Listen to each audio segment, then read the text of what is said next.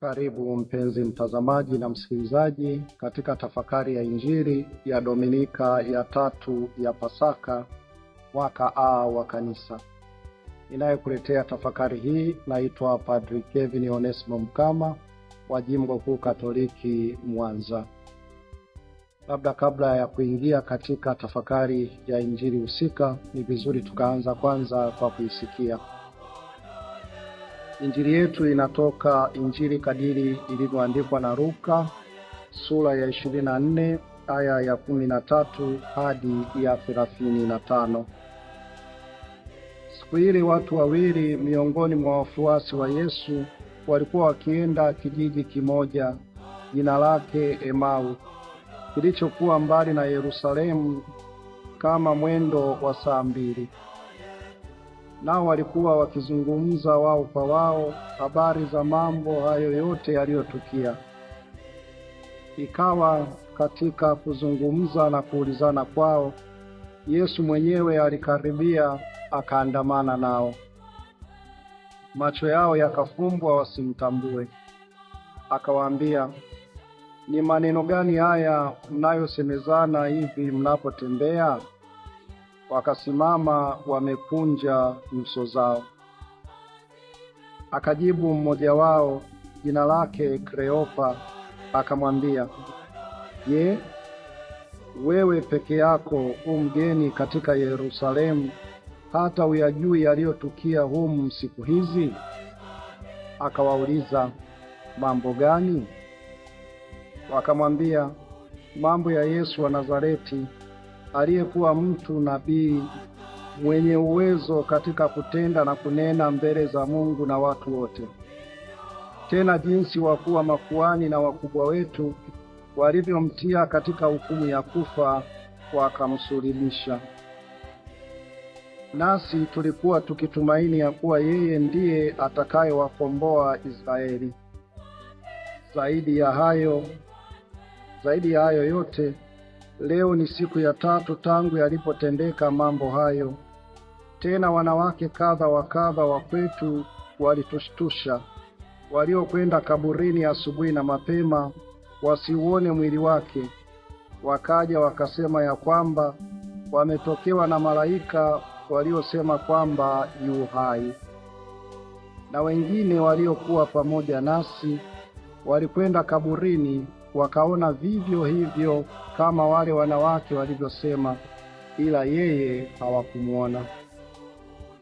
Akawaambia, enyi msiofahamu, wenye mioyo mizito ya kuamini yote walioyasema manabii, je, haikumpasa Kristo kupata mateso haya na kuingia katika utukufu wake?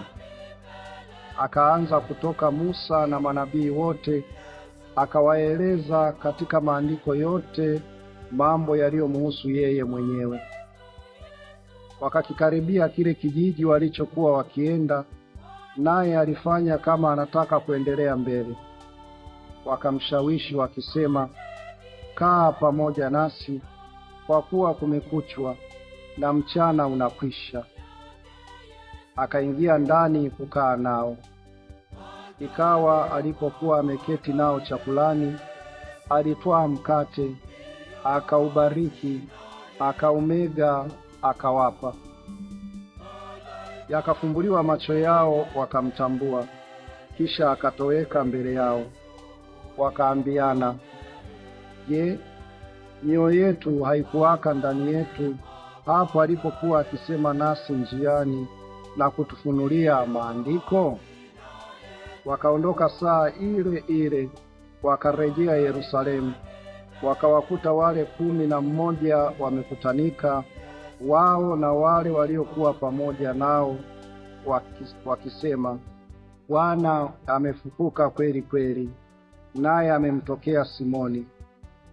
Nao waliwapa habari ya mambo yale ya njiani na jinsi alivyotambulikana nao katika kuumega mkate. Neno la Bwana. Sifa kwako, Kristo. Basi ndugu zangu, tuanze kuiangalia Injili yetu kwa undani zaidi. Injili inatusimulia juu ya wafuasi wawili wanaoelekea kijiji kinaitwa Emau. Mmoja tumetajua kwa jina anaitwa Kleopa, mwingine hatujaambiwa jina lake. Wataalamu wa maandiko matakatifu wanajaribu kutafiti huyu mwingine alikuwa nani, na katika kutafiti wanatupatia nadharia mbalimbali. Moja ya nadharia ni kwamba huyu wa pili pengine alikuwa ni mke wake Kleopa, kwamba alikuwa ni Kleopa na mke wake. Lakini hata hivyo nikumbushe kwamba hizi ni nadharia tu. Cha msingi ni kwamba mwandishi anatuambia kwamba walikuwa ni wawili. Na kwa nini yule mwingine pengine hataji? Ni kwamba mwandishi anakusudia kwamba kila mmoja anayo fursa ya kuweka jina lake pale kwa huyo mwingine ambaye afahamiki, kwa sababu hali wanayopitia, uzoefu wanaopitia, changamoto wanaopitia au wafuasi wawili wa Emau ni changamoto ambazo anapitia kila mmoja wetu, ni hali ambayo anapitia kila mmoja wetu, ni uzoefu anaopata kila mmoja wetu. Kwa hiyo kila mmoja wetu anaweza kawa ni yule mwanafunzi ambaye hajatajwa kwa jina, na hivyo kila mmoja anaweza kuingiza nafsi yake mwenyewe pale na kujiona yale ambayo anapitia kwa wakati huu. Sasa hawa ni wanafunzi wawili wa Yesu ambao wanarudi Emau. Wametoka Yerusalemu, wameshuhudia mateso, wameshuhudia kifo, na wamepata habari juu ya ufufuko wa Bwana wetu Yesu Kristo. Pengine habari ambazo wamezichukulia kwamba pengine ni uzushi, pengine bado hawajathibitisha, pengine wanasema okay, hata kama amefufuka, mbona matarajio yetu kwake yote hayapo? Matarajio gani pengine ambao walikuwa nayo kwa huyu Yesu wa Nazareti? Wao wenyewe wamedokeza kwamba walitegemea kwamba Yesu ndiye atakayewakomboa Waisraeli. Kwa nini wanasema hivyo? Ni kwa sababu kihistoria au kisiasa, nyakati hizo Wayahudi au taifa la Israeli lilikuwa chini ya utawala wa Warumi. Na kama tunavyotambua, hakuna mtu ambaye anapenda kutawaliwa, kwa sababu unapotawaliwa kuna baadhi ya vitu unakosa, kuna baadhi ya vitu unanyang'anywa, kuna baadhi ya haki zako zinaminywa na kadhalika. Kwa hiyo daima Waisraeli walitegemea kwamba atakuja Masia ambaye ametabiriwa enzi na enzi, atakaye kuja kuwakomboa na kuanzisha serikali yake. Atakuja kuwakomboa kutoka mikono ya Warumi, atapambana na Warumi kwa njia ya vita, kwa njia ya mapigano, atawaondoa Warumi na baadaye atatengeneza serikali yake, na hivyo Waisraeli watakuwa huru na wataendelea na shughuli zao kama kawaida. Hiyo ndio picha ya Masia waliokuwa nayo. Ndio maana Yesu alipoingia Yerusalemu walifurahi sana, kama tuliona katika Dominika ya Matawi. Walifurahi sana, wakasema Hosana, Hosana mwana wa Daudi. Yaani utuokoe Bwana mwana wa Daudi. Kwa hiyo wao waliamini kwamba saa ya ukombozi imefika. Saa ya kwenda kuwatoa Warumi madarakani imefika. Sasa cha ajabu, anashangaa kwamba yule ambao walimwamini kama mkombozi, yule ambao walimtegemea, wamemuona amekamatwa, ameteswa, amekufa na amezikwa. Wao, ndugu zangu, ilikuwa ni jambo ambalo liliwakatisha tamaa sana, kwamba matarajio yetu yote yamekufa. Na ndio maana kila mmoja wanaanza kuondoka kurudi katika maisha yao ya zamani. Hawa wanarudi Emau. Bila shaka Emau ni kijiji ambacho walikuwa wanaishi miaka nenda rudi kabla ya kumfuata Yesu. Wakaacha shughuli zao, wakaacha familia zao, wakatoka kwenye mji wao, wakaandamana na Yesu. Sasa wanarudia maisha yao ya awali, kwa sababu kile ambacho walikitarajia kwao akijaenda sawa. Unaona ndugu zangu, hayo ndiyo maisha ambayo yanapitia kila mmoja wetu. Kila mmoja huwa na matarajio, na pale ambako matarajio yetu hayaendi sawa, huwa tuna desturi ya kukata tamaa, huwa tuna desturi ya kurudi nyuma, huwa tuna desturi ya kurudi katika maisha yetu ya zamani. Tutaona kwa undani zaidi tunapoendelea na ufafanuzi wetu. Sasa ni katika hali hiyo ya kwamba wamekata tamaa, wanarudi katika kijiji chao cha Emau, ndio sasa Yesu anawatokea, anaandamana nao. na Yesu anawauliza, mnazungumza mambo gani? Na wenyewe wanashangaa, wewe ni mgeni hapa Yerusalemu, hujui aliyotokea kwamba kuna mtu anaitwa Yesu wa Nazareti, mtu ambaye alikuwa anatenda mambo makubwa, miujiza mbele za Mungu na mbele za watu, lakini wamemsulubisha. Wewe una habari hiyo? Anashangaa sana. Na unaona ndugu zangu, hapa kuna fundisho kubwa sana.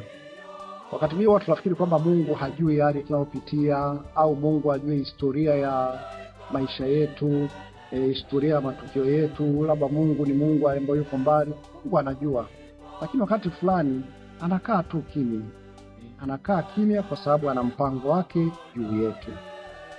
Na hivyo tutaona polepole Yesu ataanza sasa kuwafunulia polepole, kuanzia kwa Musa mpaka kwa manabii. Atawafunulia maandiko juu ya mambo yote yaliyomhusu yeye mwenyewe.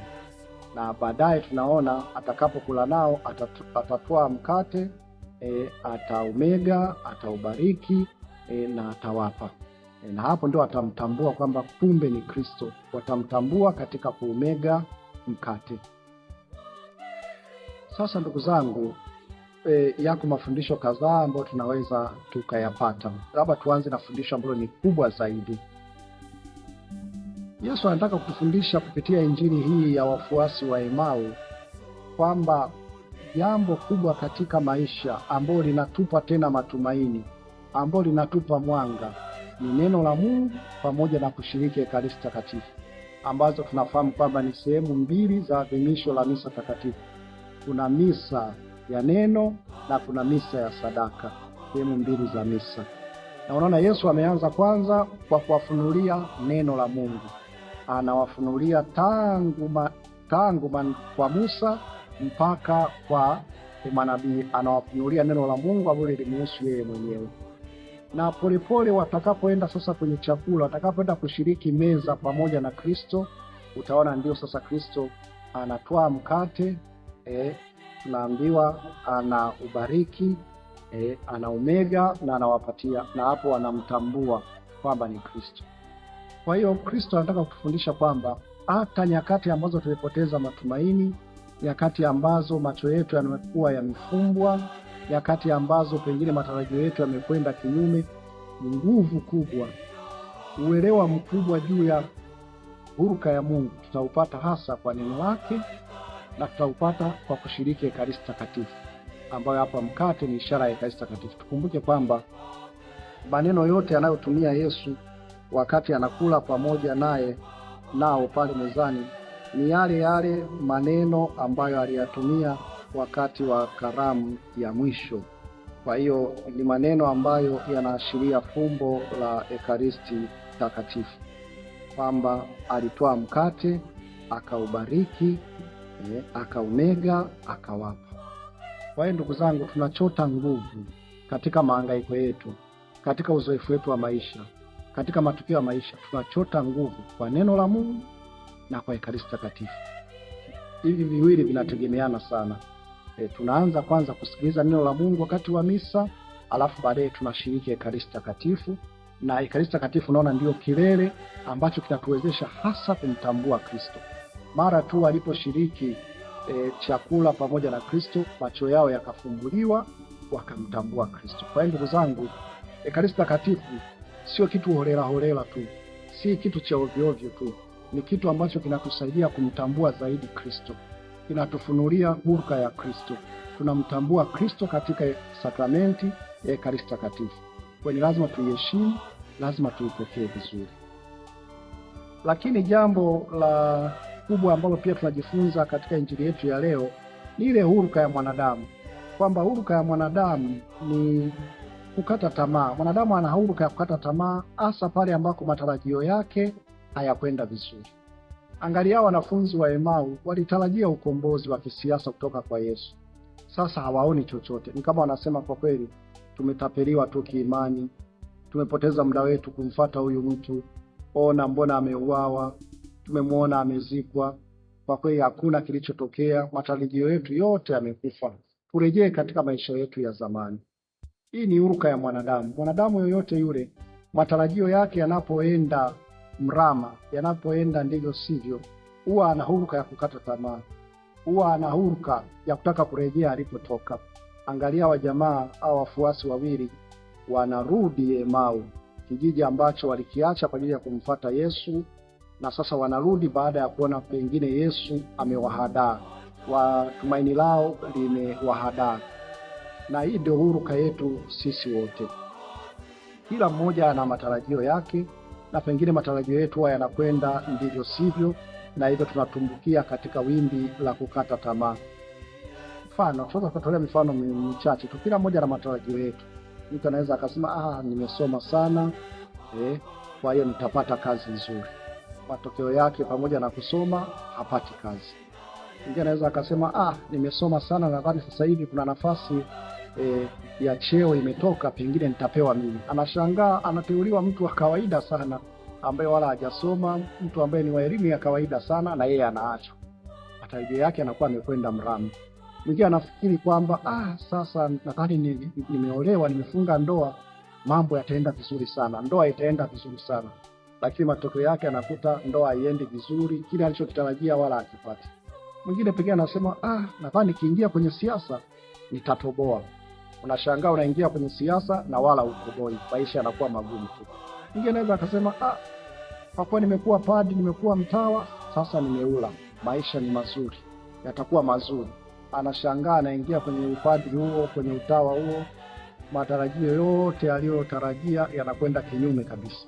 Mwingine anaweza akasema nimesoma vizuri, nimepelekwa Ulaya, mimi padri au mimi sister nimepelekwa Ulaya, nimesoma vizuri, nadhani nikirudi nitakuwa mtu mkubwa sana jikoni, nitakuwa askofu, nitakuwa paroko. Anashangaa anarudi kule anakuwa paroko msaidizi, au unaweza ukaambiwa atakwenda kufundisha chekechea. Unashangaa jamani, na usomi wangu wote huu nimerudi kufundisha chekechea. Unakata tamaa. Kwa hiyo kila mmoja huwa ana desturi ya kukata tamaa, pengine kwa sababu matarajio yake yamekwenda ndivyo. Lakini sasa tunapokata tamaa au zinapokuja kishawishi cha kukata tamaa, tufanye nini? Ni lazima turuhusu Yesu aandamane pamoja nasi. Ndicho anachofanya hawa wafuasi wawili wa Emau. Wanaruhusu Yesu anazungumza nao, wanaruhusu Yesu anaandamana nao. Kumbe pale ambako tunafikiri kabisa kwamba tunakata tamaa, tunakaribia kuanguka kabisa, tumesaulika, tumehadaika, tumetapeliwa, ni wakati wa kukaa kwa utulivu na kuzungumza na Yesu. Kumpa Yesu nafasi, kuambatana na Yesu. Ni katika kumsikiliza Yesu, ni katika kuzungumzana na Yesu, ni katika kuambatana na Yesu, ndipo tutafunuliwa nini hasa maana ya matukio ya maisha yanayotupata. Ndipo tutafunuliwa nini hasa maana ya imani yetu, nini hasa maana ya uzoefu wa maisha. Kumbe jambo kubwa ambalo tunafundishwa vile vile ni kwamba katika nyakati hizi za mkato wa tamaa, ni lazima kumpa Yesu nafasi, ni lazima kumsikiliza Yesu. Jambo la tatu kubwa ambalo tunaliona katika injili yetu ya leo ni kile ambacho wanafanya hawa wanafunzi wa Emau. Angalia, Yesu alipojifanya kama anataka kwenda mbele, kuendelea na safari, wenyewe wakamwambia kaa pamoja nasi, kwa kuwa kumekuchwa na mchana unakwisha. Hawa watu wanathamini ile tunu ya kukaa pamoja. Kaa pamoja nasi. Hawataki wakae peke yao. Kaa pamoja nasi.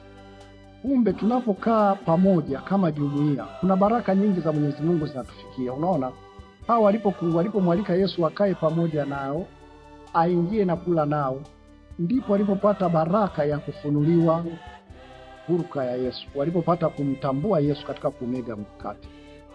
Kwa hiyo kuna fundisho kubwa hapa, ndugu zangu. Inatupasa kwa kweli kupenda kukaa pamoja.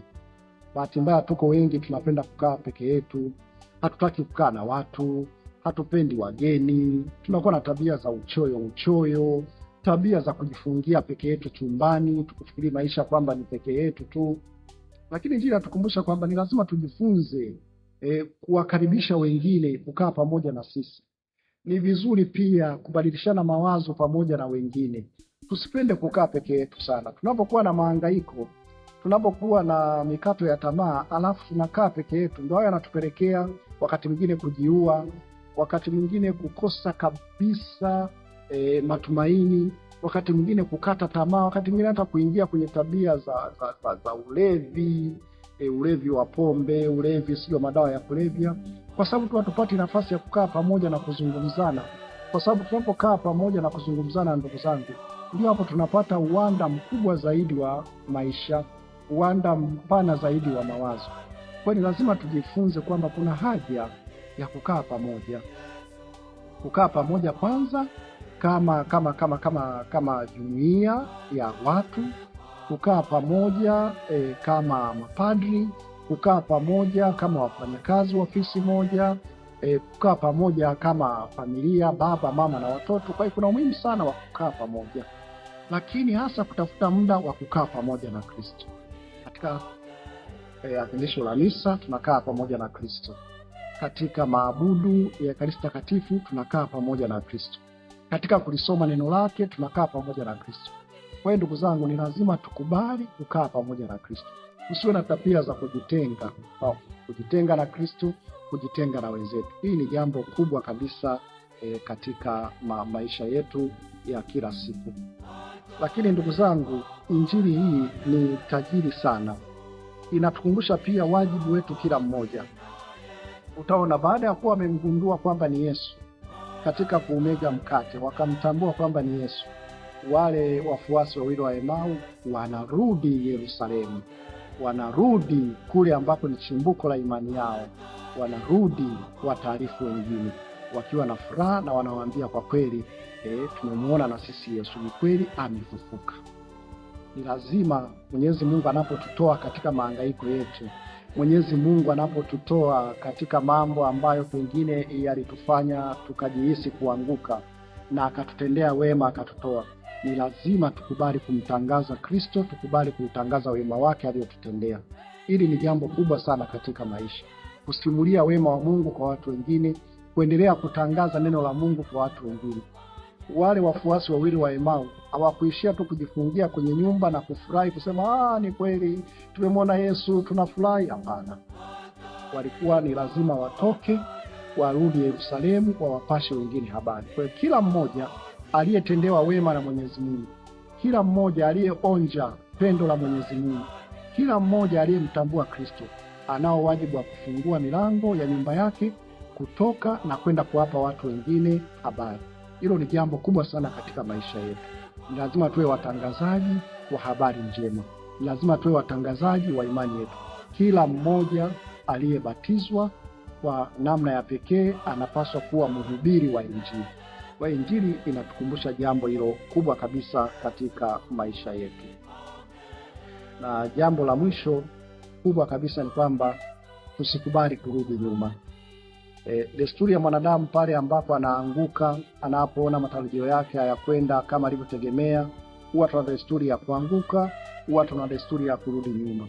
Angalia, Yesu alipoenda Yerusalemu kukabiliana na kifo chake, Wainjili wanatumia baadhi ya neno, kwa wanatuambia Yesu alipanda kwenda Yerusalemu. Alipanda kwa sababu Yerusalemu kweli ilikuwa ni mji ambao uko mlimani. Alipanda kwenda Yerusalemu kutimiza mpango wa Mwenyezi Mungu. Lakini hao wanafunzi wawili wa Emmaus wanashuka kutoka Yerusalemu wanakwenda Emau au Emmaus. Yesu alipanda, wao wanashuka. Mwanadamu anao desturi ya kupingana daima na uelekeo wa Mungu. Mungu anataka hiki, yeye anataka kingine.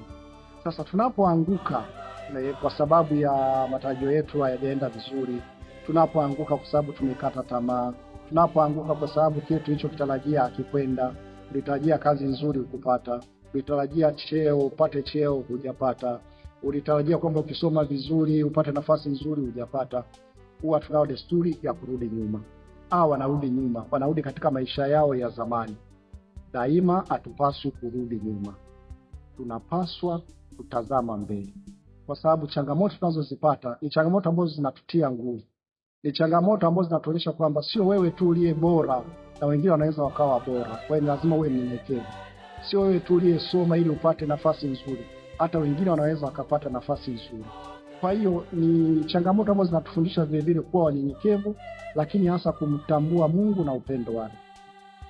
Ndugu yangu mpendwa, unapokumbana na nyakati za kukata tamaa, unapokumbana na nyakati ambazo matarajio yako hayakwenda sawa, usirudi nyuma. Usikubali kurudi nyuma. Kubali kumpa Mungu nafasi ya kuongea na wewe. Kubali kuambatana na Kristo, na Kristo atakugeuza uelekeo. Utatoka kule ambapo ulitaka kwenda, atakuelekeza uelekeo mpya. Usikubali kurudi nyuma. Hawa walitaka kurudi Emau, au walirudi Emau, lakini kwa upendo wa Mungu, baada ya kumwelewa Kristo vizuri, wanarudi Yerusalemu. Lazima daima turudi kule ambako ni chimbuko la imani yetu, kule ambako ni chimbuko la nguvu yetu, kule ambako ni chimbuko la fadhila mbalimbali kwa Kristo mwenyewe. Ni lazima tukubali kurudi. Kwa hiyo ndugu zangu, tumwombe Mwenyezi Mungu daima atujalie upendo, atujalie uelewa, atujalie uweze kuelewa vema mafumbo yetu.